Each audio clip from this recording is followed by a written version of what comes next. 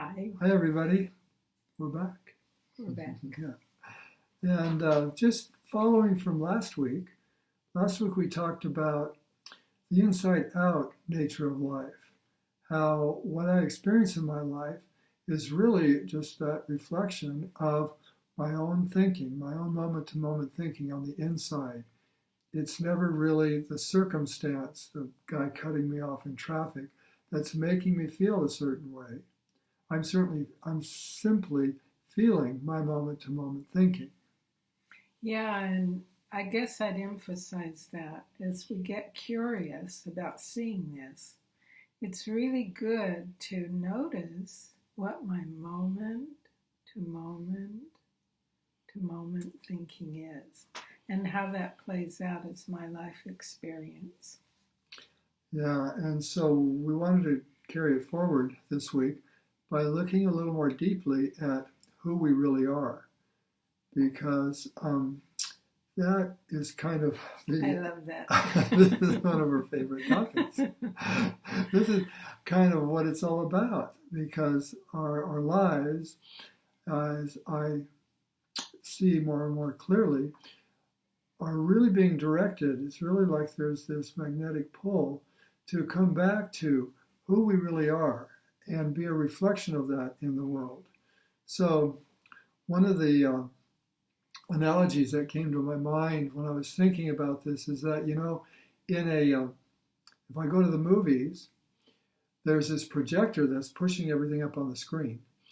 And there's this really big, powerful white light that's shooting through the film, these frames moving in front of it that project this movie up on the screen. And in this analogy, I would say who we really are is more like that powerful white light than it is like these frames on the film going by. The frames on the film are like our thoughts, and that's what we experience. That's what we see is what we're thinking, and that's what we're feeling. It's what's generating the feelings that we have. But who we really are is just this kind of, pure white. Love, compassion, huge intelligence that we have access to and that really runs our lives when we settle and come from who we really are. Yeah, and that's not obvious, especially when I have strong feelings True. about something. Or Yeah. for the longest time, and there's so much kind of social conditioning that makes it so important to look a certain way. This is who I am. I look like this. I'm overweight. I'm underweight. I'm old. I'm young. All these different labels that we put on ourselves. But really, are those who we are? We all know they aren't. But we can get so attached to believing that appearances are who we are, or behaviors. She's an angry person. She's such a happy person. All these labels we put on, we identify with as who we are. But if we look a little deeper, we can see that really who we are. Let's take somebody who is considered to be a happy person. Are they happy 24/7, 365? I don't know anybody No, that is. I don't think so. That's not part of the human experience. It's a roller coaster. They experience a broad spectrum of many, many things that we think. Yeah. And the reason that we have these ups and downs in our lives is just the nature of thought. Our minds are designed to generate thought, and then the thought moves through. It's always changing. Life is very fluid, and I don't know anyone that doesn't experience that. But there's a tendency to want to hold on to certain thoughts and feelings and experiences that feel good and get rid of, push away other experiences, other thoughts that don't feel so good. So the reason we want to talk today about who we really are is to kind of create a crack in that myth that my experience of feeling good or feeling bad, or my experience of what I look like or what people think, isn't really who we really are, isn't really what we're trying to get back to. So all of our thinking and feeling is just about trying to move us back to become that reflection of who we really are. And the way that we do that is, we talked about the snow globe analogy last week. The way that we do that is that we just let the snow globe settle down. The only thing that gets in the way of our feeling, our innate well-being, our innate wisdom and intelligence is an active, like Connie says, this chatty mind. Yeah, our chatty mind. And how does all this relate to food, to health, to... Good question. Am I answering that or you? You. We've got the lawnmower going. I hope that isn't too distracting.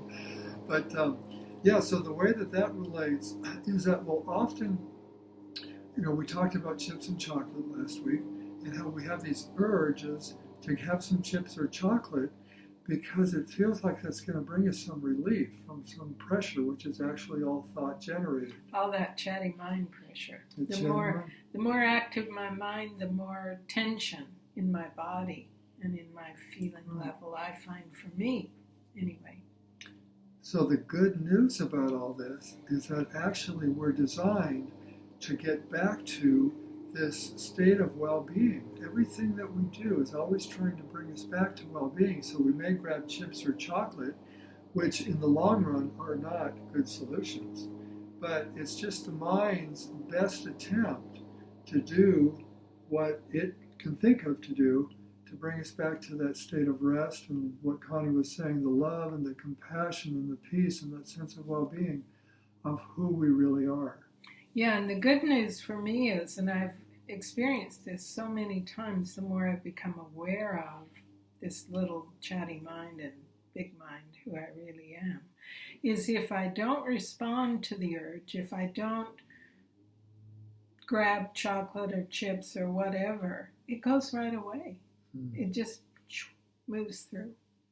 Yeah, again, the nature of thought is to move right on through. It's a lot like the weather. Yeah. I love that when we lived in Iowa, it would get humid and hot, or it would get cold and ice storms. And the saying there was that if you don't like the weather, stick around, because it's always changing. Yeah. And that's the nature of our minds. It's the nature of thought as well. So when we have these urges for whatever our food of choice is,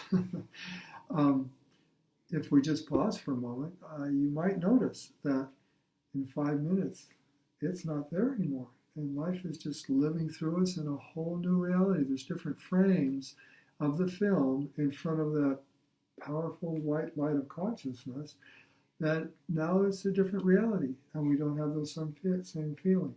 Well, what I notice for me is if I just notice I want to reach something, oh, my mind's busy, it goes right away. It's pretty quick. Doesn't take 5 minutes. Yeah, so do you have some homework for this week? Yeah, homework. Okay, so this week, the more we become aware of our thinking and how it creates our experience, the more we just pause naturally.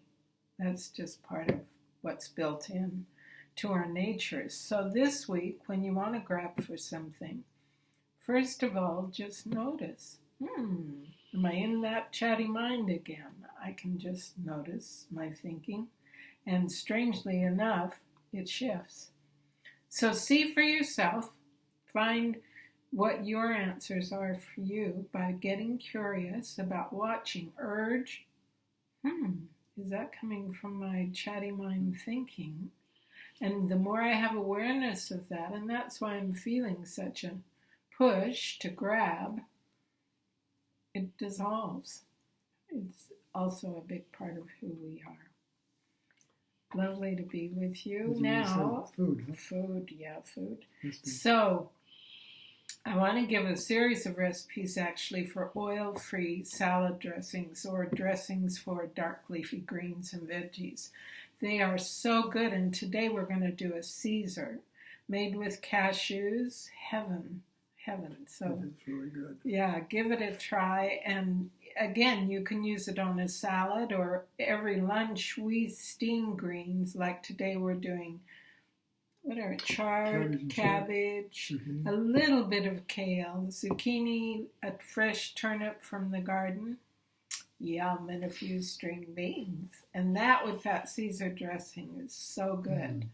So we love you. We're glad to be with you again, and we'll see you next week. Bye. Bye-bye.